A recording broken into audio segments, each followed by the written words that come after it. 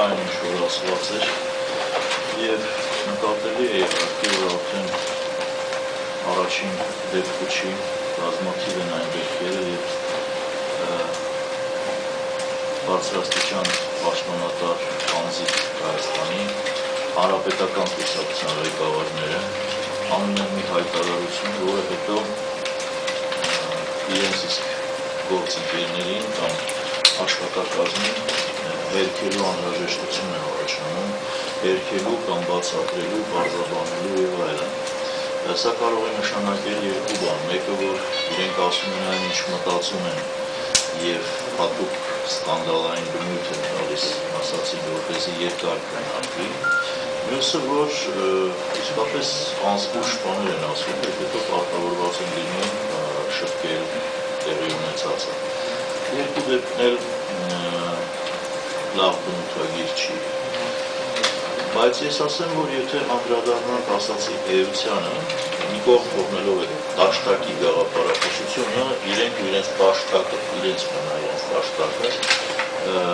իրենց և իրենց բարեկամների, հարցը ուրիշ տեղ է։ Խոսքը գնում է ինչի մասին, վարչապետը ասում է, ով համագործակցի մեզ հետ, ինքը փաստորեն համագործակցողների և չհամագործակցողների միջև ինչ-որ բաժանումներ են։ Լավ, ինչ է նշանակում իրենց հետ համագործակցել, ընդհանրապես ինչ է նշանակում համագործակցել։ Համագործակցել նշանակում է հարգանքով վերաբերել փոխադարձաբար իրար տեսակետին, հաշվի առնել մոտեցումները մյուս կողմին, ոչ միայն հաշվի առնել, նկատի առնել, բայց նաև հաճախակի կիրառել, փոխզիջման գնալով։ Այսինքն համագործակցությունը մենք պատկերացնում ենք հենց այդպես։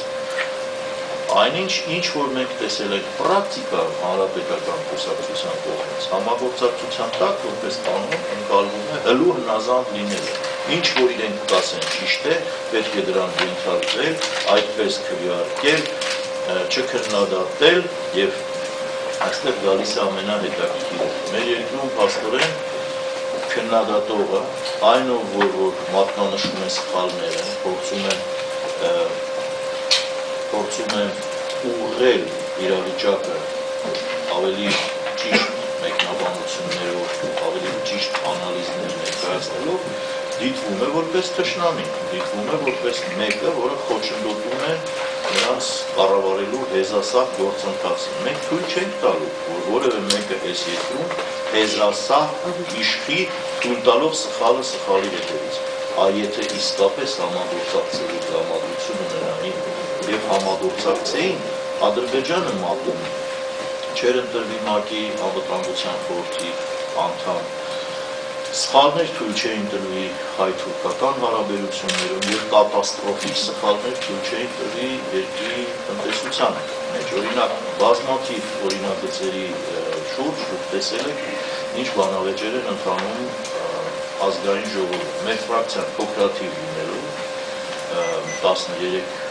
14% կազմելով ընդհանրապես խորհրդարանի, այնուամենայնիվ հաջողում է որոշ ճիշտ լուծումներ պարտադրել, բայց ոչ միշտ, ոչ շատ հաճախ և ոչ ամբողջությամբ, որովհետև մեր պարտներները, այսինքն կոալիցիան չի համագործակցում, չի ընդունում ճշմարտությունը։ Ինչու չի ընդունում, սա առանձին հարց է։ Բայց ես սկսեցի համագործակցություն բառը բացատրելուց և ուրեմն այն համագործակցությունը, որի մասին խոսում է վարչապետը, իմ կարծիքով դա համագործակցություն չի, դա ենթարկվել է։ Եթե կուզեք մի փոքր պատմական էքսկուրս, սա ձեզ հետաքրքիր կլինի։ Սովետական տարիներին, բացի սովետական միությունից, կային էլի այսպես կոչված չակերտներով սոցիալիստական, իսկ իրականում բոլշևիկյան կոմունիստական պետություններ և հենց Եվրոպայի սրտում Լեհաստանը, Գերմանիայի դեմոկրատական հանրապետությունը կամ Չեխոսլովակիան ունեին իբր թե չակերտներում բազմակուսակցական համակարգ։ Այնտեղ իշխող կոմունիստական, որը տարբեր անուններ ուներ, կոմունիստական կուսակցությունից բացի, թույլատրված էին ի տարբերություն սովետական միության ուրիշ կուսակցություններ, սոցիալ-դեմոկրատներ անվանապես, ինչ-որ ագրարային կուսակցություններ և այլն։ ամբողջ հետաքրքրությունը այն է, որ այդ բոլոր կուսակցությունները գոյություն ունեին, մասնակցում էին ընտրություններում, ինչ-որ ստանդարտ թվեր էին ստանում երբեմն, միշտ պարլամենտներում ներկայացված էին որպես պրոգրամացություն, բայց իրենց իսկ կանոնադրությունների մեջ նշված էր, որ իրենք ճանաչում են կոմունիստական կուսակցության առաջատար դերը։ Այսինքն իրենք ի սկզբանե ենթարկված վիճակի մեջ էին այս քաղաքական դաշտի մեջ մտած եւ այդպիսին էր այդ երկրների սահմանադրությունները, որը թույլ էր տալիս մյուս կուսակցությունների գոյությունը, բայց նախապես ասում էր, որ իշխողը միշտ պիտի լինեն կոմունիստները։ Այդ նույն սխեման հիմա փորձ է կատարվում Հայաստանում կիրառել։ Ես էլ ասում եմ, թող կիրառեն իրենց կոալիցիայի մեջ։ Իրենց կոալիցիայի մեջ հենց այդ էլ փորձում են իրենք անել։ Հիմա որքանով կհաջողվի, որքանով չի հաջողվի, կտեսնենք։ Օրինակ, վերջին կոալիցիոն համաձայնագիրը կամ հուշագիրը, միտեղ երբ ասվում է, որ կուսակցությունները չեն պայքարելու փոխհարաբերությունները ուժերի փոխելու, դա հենց այդ է նշանակում։ Դա նշանակում է, որ ի սկզբանե կոալիցիոն կուսակցությունների պարտավորեցրել են ընդունել հանրապետականի իշխող եւ առաջատար դերը։ Այդ նույնը հաստատում է վարչապետը իր հայտարարությամբ։ Ընդունելի է սա մեր կուսակցության համար ոչ։ Ընդունելի է սա մեր հասարակության համար։ Վստահաբար ոչ, բայց հասարակության ակտիվությունը պետք է կոտրի ոմանց տաշտակը, որ հասկանան, թե ինչ ոչ սպառել գործում։ Որակարգում բարգավաճության հայտարարությունից անմիջապես հետո բոլորը մեկնաբանում են այսպես, որ Բարգավաճ Հայաստանի կողմից կլինի կոալիցիայի փոխանցում։ Ձեր կարծիքով նոր ազդակ է ստացել վարչապետը հանրապետական Բարգավաճի կողմից այդ պատճառով եղել է այսօր վարչապետի հայտարարություն մեկնաբանությունը իր խոսքերի։ Չգիտեմ եւ դա ինչ չի հետաքրքիր։ Ես կարծում եմ, որ իրականում դա ձեզ էլ չի հետաքրքրում, ոչ էլ ձեր թերթերը ընթերցողներին, ինչ ազդակներ իրենց մեջ, ինչ են խոսում եւ այլն։ Իրենց գործ։ Ինչ է նշանակում դեստրուկտիվ մոտեցումներ։ Այսինքն ես համարում եմ, որ դեստրուկտիվ է այսօր կառավարության տնտեսական գործունեությունը, տնտեսական ծրագրերը։ Ես օրինակ հարց եմ տալիս մեր կառավարությանը եւ մեր բնակչությանը ձեր միջոցով։ Նոր հարկային փաթեթ է բերել։ Մենք դեռ ամբողջությամբ չենք ծանոթացել, բայց գիտենք, որ բավական դրական բաներ են հավանաբար լինելու, բայց միևնույն ժամանակ հարց ենք տալիս։ Ինչու է մեր կառավարությունը պարտադրում հարկային, այսինքն եկամուտների պետական կոմիտեին այդքան կոշտ եւ ծանր ճնշմարտակ լինել մանր եւ միջին բիզնեսը։ Վերջապես կաֆեների տերերին անընդհատ վերահսկելով, անընդհատ մի բանակ հարկային տեսուչներ դրանց կաֆեներում պահելու, որ հաշվեն կալմասը ինչ հաստությամբ են կտրում, դա ճիշտ չի։ Դա աննորմալ երևույթ է, դրեք հաստատագրված վճար, միգուցե 2-3 անգամ ավելի քան այսօրվան է եւ վստահեցնում եմ ձեզ, որ նրանք կհամաձայնվեն, բայց մի այդքան հետապնդեք, մի ինգեք տաքսիստների հետևից։ Ասեք իրենց ինչքան է ակնկալում պետությունը իրենցից, թողեք հանգիստ աշխատեն, դա վերաբերում է նաև շատ ուրիշ ոլորտների, բայց որովհետև կառավարությունը իր տնտեսական ծրագրերը կառուցելիս հասկանում է, որ երկրում լինելու են անձեռնմխելի տնտեսական սուբյեկտներ, տնտեսվարող սուբյեկտներ, ու նա չի կարողանա պարտադրի արդար խաղի կանոններ, չի կարողանա, որովհետև հենց իրենցից է բաղկացած առաջին հերթին։ Դրա համար փաստորեն մինչև օրս դեռը հարկային բեռնությունը ընկել է այն տարերի վրա, որոնց պետք է այսօր թույլ տալ շնչեն, թույլ տալ մի քիչ ոտքի կանգնեն, թույլ տալ որ հարստանան, որ պետք է վաղ այդ բյուջեն կարողանա իսկապես աճի, ոչ թե ադմինիստրատիվ լծակների ուժեղացման շնորհիվ, այլ որովհետև բնան կավելան, այլ որովհետև աշխատողների թիվը կավելան, այլ որովհետև ավելի շատ կարտադրվի եւ բիզնեսը կզարգանա։ Այս առումով հիմա հարց եմ տալիս, ով է դեստրուկտիվ, եթե կոնկրետ ուժ ինքը քաղաքական նկատի ունի, պիտի ասի, այլապես բոլորը իմիջիայլոց այդ նաև կոալիցիոն կուսակցությունները իրավունք ունեն ինչ պարզաբանումներ լինեն այնուամենայնիվ մտածել, որ միգուցե ինչ-որ չափով իրենց է վերաբերել։ Պարոն Հովհաննիսյան, ես ցանկանում եմ մանրամասնիկ, ձեզ այս անգամ էլ միջին է փոքր բիզնեսերի անուններով եթարկային դեպը, թե այդուհանդերձ այս քաղաքականության տակ ինչ-որ քաղաքական ենթատեքստ կա, Գիտեք, ես հիմա այս հարցին ամբողջությամբ պատրաստ չեմ պատասխանել, որովհետև ամբողջությամբ փաստաթուղթը դեռևս ուսումնասիրված չէ։ Իհարկե մենք գիտենք նաև, որ այնտեղ լինելու են կետեր, դրույթներ, որոնք բխում են դաշնակցության առաջարկություններից նախանցած անցած տարի եւ այս տարի արված առաջարկություններից այդպիսի կետեր կան եւ մենք այդ մասին տեղեկացված ենք, բայց միևնույն ժամանակ մտահոգություն ունենք, որ բյուջեի աճը այս պայմաններում, բյուջեն բարձրացնելու դիտումը, որը ինքնին լավ բան է, որ տարերի հաշվին է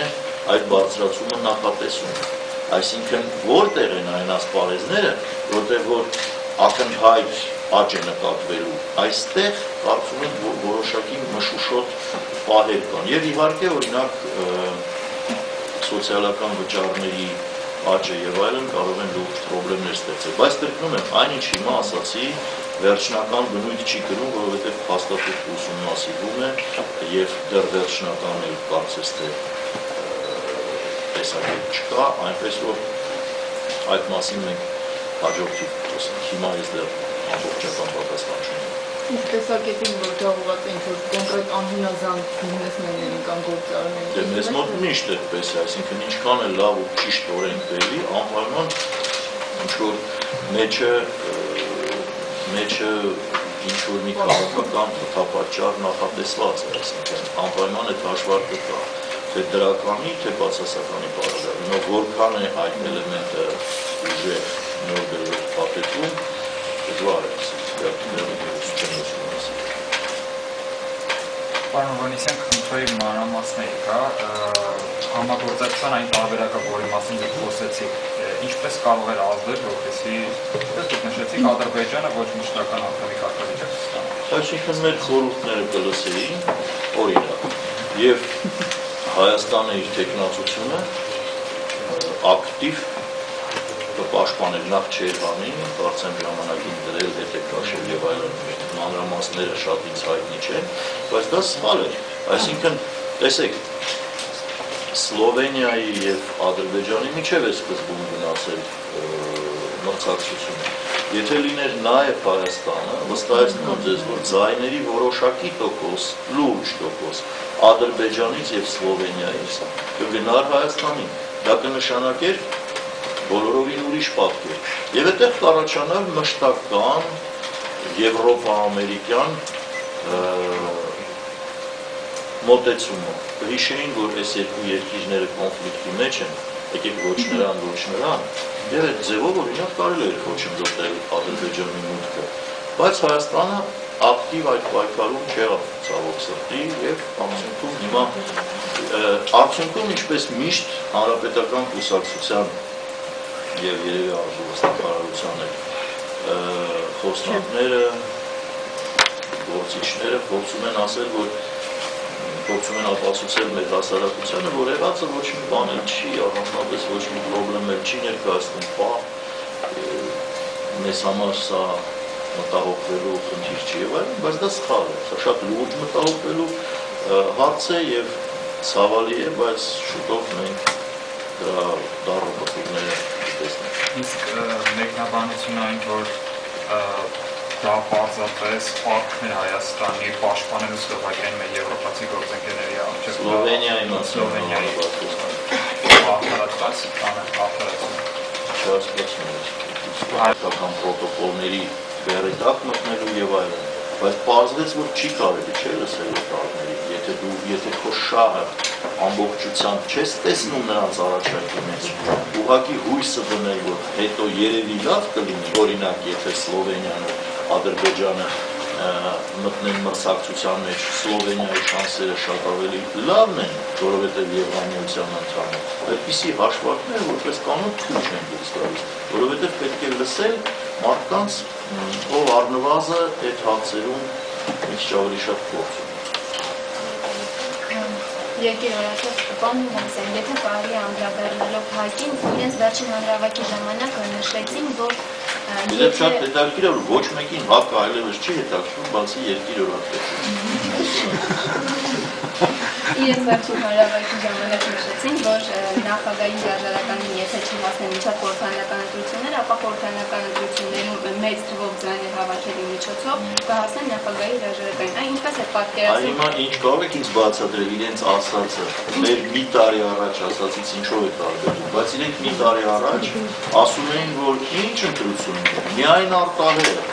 հեսա կշելու ենք բոլորին, հեսա 500,000 մարդ ենք անում փողոց, հետո 200,000 ու կշենք բոլորին, ինչ հերթական ընտրություններ, հիմա արդեն հերթական ընտրություններում հաղթելու մասին են խոսում, թող գնան և հաղթեն։ Հնարավոր է դուք միանաք ՀԱԿ-ի